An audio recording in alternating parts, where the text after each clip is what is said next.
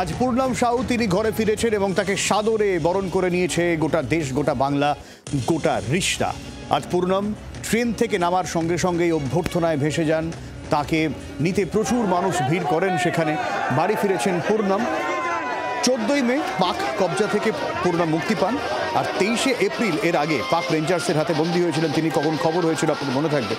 এবং 23 দিনের মাথায় পাক কবজা থেকে মুক্তি হলো পূর্ণমের, আর 33 দিন পর ঘরে ফেরা বিএসএফ জওয়ান পূর্ণম সাউ।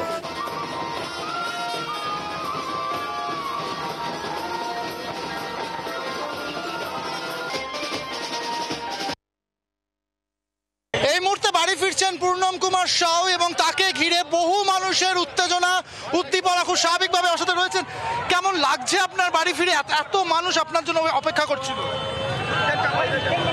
ভালো লাগছে, সবই দেশবাসীও আমার জন্য অপেক্ষা করলো, যে জন্য আমি ওয়াপস দুবারা আপনার ইন্ডিয়াতে চলে আসলাম।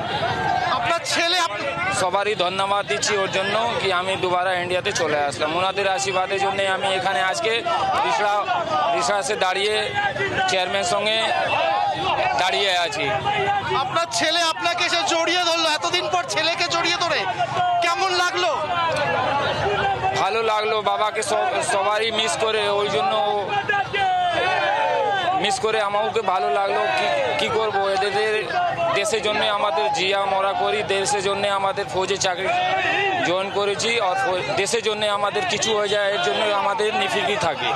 তখন আপনি ওখানে ছিলেন, আপনার কি কোনো অসুবিধার মধ্যে পড়তে হয়েছিল? No comments.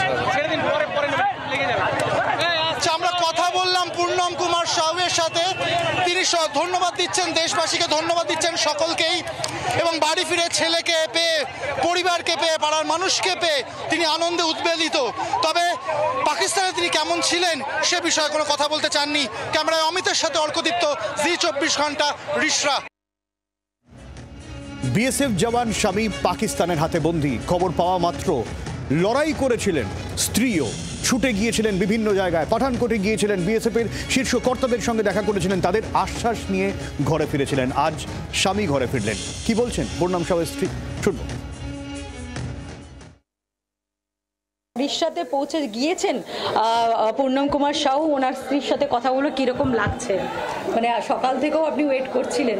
নিশ্চয়ই দেখুন, আজকে ভালো লাগছে, কেন কি আজকে 23 তারিখ, ঘটনাটা আজকেই 23 এপ্রিল ঘটেছিল যখন উনি পাকিস্তানে অ্যারেস্ট হয়েছেন। নিশ্চয়ই আছে, খুব ভালো লাগছে, একটা খুব বড় দিন আছে আমাদের জন্য। অ্যাজ এ মনু আমাদের একটা দীপাবলি আমরা সেলিব্রেট করছি এটা, আর খুবই ভালো লাগছে। দেখুন সবাই সাপোর্ট ছিল একটা, তারপরে আমরাও মানে হার মানিনি, লড়তে হবে ওনাকে আনতেই হবে, সেরকম সিচুয়েশন ছিল। তো সত্যি খুবই ভালো লাগছে আমাদের। খুব সুন্দর করে আপনি সেজেছেন, মানে এতদিন পরে হাজবেন্ড আসবে সেই আনন্দে। ये उन्हीं का दिया हुआ साड़ी है, तो इसलिए मैं ये साड़ी आज को वेयर की हूँ। সকালে জিজ্ঞেস করছিলেন যে কি খাবার বানাবেন, ফাইনালি কি বানালেন খাবার? আমাদের লুচি হয়েছে, আর পটলের তরকারি হয়েছে, আর চানা ডাল, পাপড়, চাটনি আর মিঠা দহি, এই সব। একেবারে সুন্দর করে সেজেছেন, স্বামীর জন্য এতদিন অপেক্ষা করছিলেন, ছুটে গিয়েছিলেন পাঠানকোট পর্যন্ত, এবং এখন গোটা পরিবারের স্বস্তি পৌঁছে গিয়েছেন একেবারে পূর্ণম কুমার সাউ। এবং এই কটা দিন তার সঙ্গেই কাটাবেন, তারা সময় ভালো কাটাবেন, তারপরে আবার তিনি কর্মস্থলে ফিরে যাবেন। এখন এই কটা দিন খুশির মতন কাটাতেন চাঁদ তারা। ক্যামেরা পার্সন অরিন্দমের সঙ্গে পিয়ালি মিত্র, জি 24 ঘন্টা, রিশরা।